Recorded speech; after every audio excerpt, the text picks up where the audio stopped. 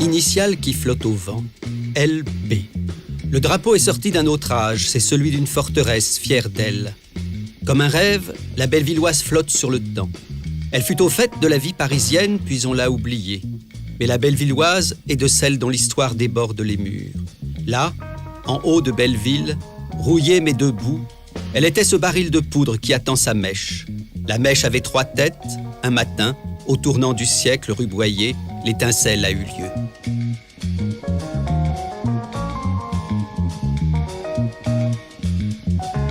J'ai eu un vrai coup de cœur pour ce bâtiment, excessif, un coup de foudre, voilà, avec une part d'irrationnel, mais pour sa scénographie, ses proportions, ses briques et ses céramiques, ses espaces extérieurs également, en plus du bâti en tant que tel, réunissaient beaucoup des critères qui étaient, à mon sens, importants pour faire un lieu convivial où on se sente bien, où on ait simplement envie de se poser et d'être. Il invitait naturellement à ce qu'on l'habite. Une quinzaine d'années plus tard, vue du dehors, elle n'a pas tellement changé. Même si aujourd'hui, la Bellevilloise dort beaucoup moins qu'avant, parce qu'aujourd'hui, de fait, la voilà belle de jour comme de nuit. Le fil rouge peut être la devise qui accompagne son nom, le pari de la liberté. La liberté, pas celle des slogans de pub, mais celle des luttes sociales. Une liberté qui fleurit quand la culture a la richesse d'un terreau. Voilà l'âme, encore vive, de cette Bellevilloise insufflée à la fin du XIXe siècle par une poignée d'ouvriers.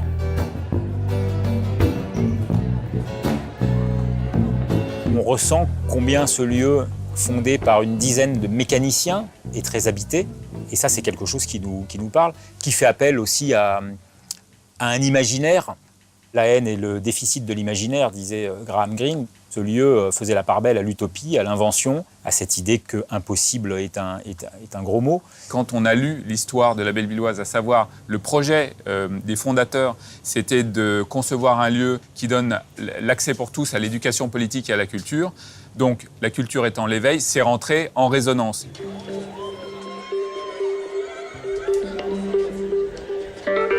Décembre 1876.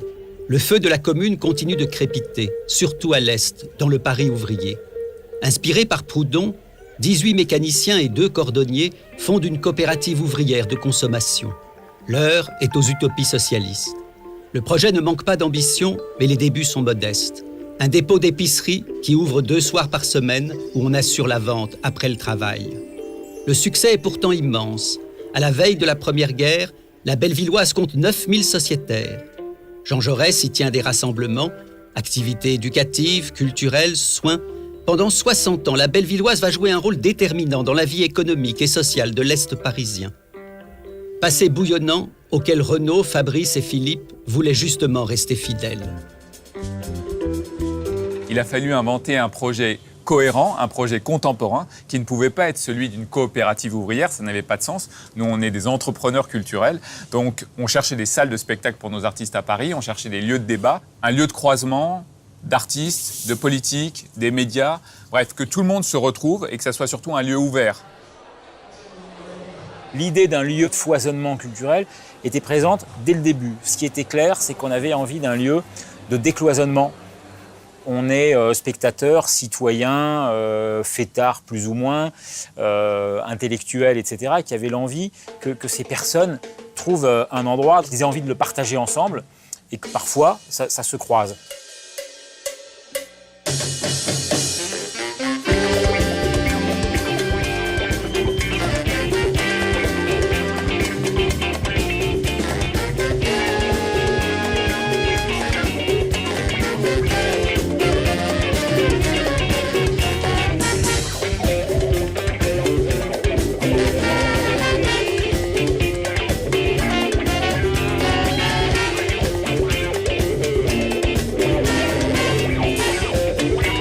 Pour en arriver à ce que la Bellevilloise devienne ce qu'elle est aujourd'hui, le chemin a été long. Car il aura fallu modifier profondément le lieu et faire oublier ce qu'il était devenu après que l'utopie a pris fin en 1936. Un bâtiment de bureau aménagé sans âme par une caisse de retraite qui en avait fait son siège. Mais ce qui a été le plus beau dans cette aventure, c'est comment on a fait ces travaux ici. Parce que quand même, on a commencé, où on parle là, c'était un grenier, en bas, c'était un garage. là, le club, c'était une cave, c'était que des documents, tout cet endroit n'était rien à voir avec la Bellevilloise. Ce qui nous a guidés, ça a été beaucoup l'histoire de ce bâtiment qui avait des volumes assez définis. Quasiment tout est au nombre d'or, ici, dans toutes les proportions des façades, de la surface. On retrouve le 1,618 très précisément. Et donc, on a énormément curé, enlevé. Ce lieu a été beaucoup abîmé depuis les années 50 parce qu'il y avait des faux plafonds, des cloisons artificielles, etc. Donc, on a aussi naturellement retrouvé les volumes, tout fait pour les offrir au public.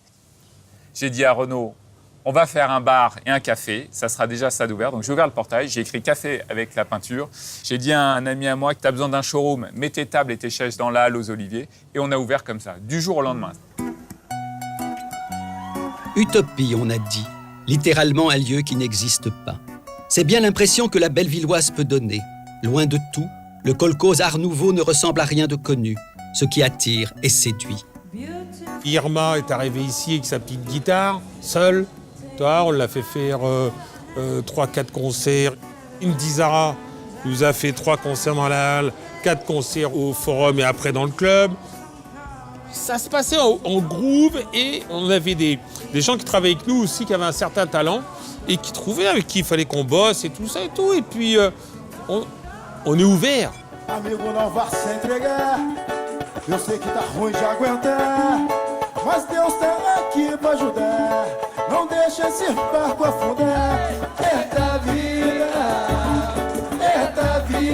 de cão. Samba! Vale, vale, vale, vale, gatinha. Vale, vale, vale, vale, gatinha. Vale, vale, vale, vale, gatinha. Vale, vale, vale. Un lieu ouvert pour les concerts et les fêtes, bien sûr, mais ouvert aussi aux expositions, aux événements, comme ici à un marché de producteurs, de la cagette à l'assiette.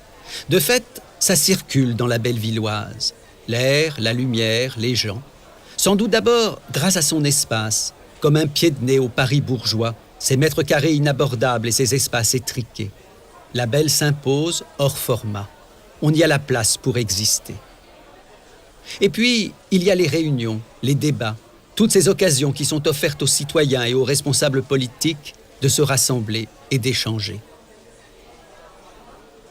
La Bellevilloise, c'est quelque chose entre le Rubik's Cube et une poupée russe. On danse sur un bœuf dans le club, en sous-sol, quand d'autres dînent dans la halle aux Oliviers.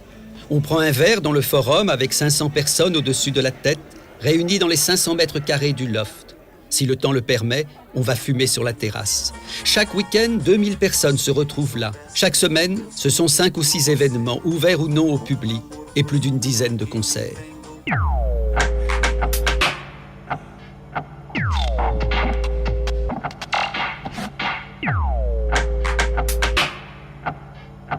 On met du temps avant de comprendre un peu la vibration de cet endroit. Chaque objet y raconte quelque chose. L'histoire y a tout griffé. À la Bellevilloise, le plastique n'a pas sa place. On lui préfère la ferraille, les tuyaux, les machines. Paquebot a la poésie d'une arche. Jules Verne n'est pas loin. Appétence steampunk. Ça a été un assez long travail, contrairement aux apparences. Les heures à regarder chaque angle de vue, chaque espace pour se dire ce mur, est-ce que je le garde brut? Est-ce qu'on l'enduit? Est-ce qu'on lui met un mobilier coloré, plutôt industriel? C'est quelque chose qu'on a travaillé et ensuite ça s'est patiné avec l'accueil des publics. Quand on passe du temps dans cette fourmilière, cela frappe. La gentillesse de ceux qui y travaillent. Les images racontent bien ce qu'on veut, mais les yeux mentent plus difficilement. Ceux qu'on croise sont doux, bienveillants, quelque chose qui ressemble à de l'humanité. On a une 50aine de permanents. De l'autre côté de la rue, nous avons un atelier de menuiserie. Donc on a aussi une équipe et une activité intégrée. Et puis tous nos partenaires co-organisateurs, etc., c'est encore autant de salariés plus ou moins réguliers qui font vivre ce lieu. Sean, tu fais le run avec nous. Tu montes, tu descends. Foussein, tu commences par la chambre froide, après tu montes avec CDB et Diarra, 11h29. Bon courage les mecs. Merci. Voilà. Chacun à leur façon donne une vibe assez cool finalement et c'est assez rare de trouver ça. J'ai bossé dans des boîtes dans la restauration où c'était moins personnel, moins humain peut-être. Un joyeux bordel, je crois en fait au final. C'est une âme très arc-en-ciel, très multicolore où il s'y passe plein de choses. J'ai pas l'impression qu'en termes de programmation ou d'état d'esprit, ça ait beaucoup changé depuis le début. On reste avec la même énergie un peu bouillonnante. Peut-être des fois un peu aussi brouillon, mais brouillon plutôt charmant. C'est un lieu où on se sent assez vite bien, où on se l'approprie assez vite. Moi, c'est ce qui me touche chez les gens, tous les gens qui travaillent chez nous, c'est qu'ils ont tous un amour pour cette Bellevilloise.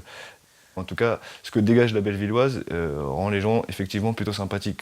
C'est un état d'esprit qui rejoint les serveurs, qui rejoint les boss, qui rejoint... ça rejoint tout le monde, toi. Faut que tout le monde fonctionne pour que ça existe, toi. Un esprit bellevilloise dont Georges, le gardien du château, est pour le public qui l'accueille la première incarnation. À partir de la porte, on a l'idée de là où on va. Si la sélection est bien faite, évidemment, c'est une très belle soirée. Et si elle est mal faite, donc la soirée est mauvaise. On ne reçoit pas les gens ici parce qu'ils sont habillés d'une cravate ou d'un costume. On reçoit la personne dans la simplicité totale par rapport à ce que la personne est.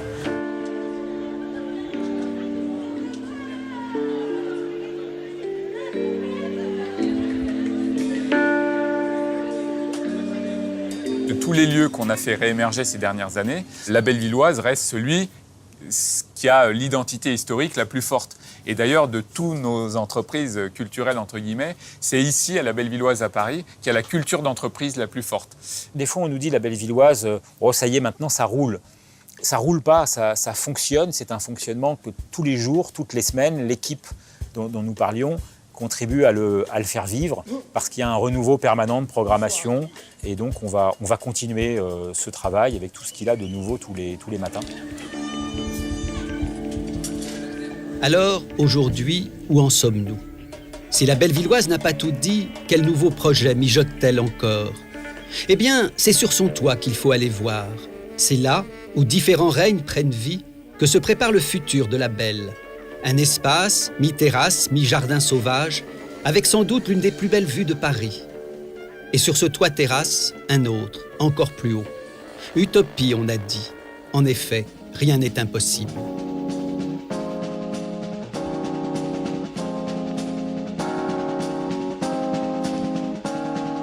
Ça et là, dans la Bellevilloise, on tombe sur une phrase. Plus on monte en étage et plus bruisse la liberté. Pas parce que la liberté tombe du ciel, non. Mais parce que pour croître, elle a besoin de culture où ses racines viennent plonger. À la Bellevilloise, la culture s'ancre au sous-sol. La liberté peut aller où ?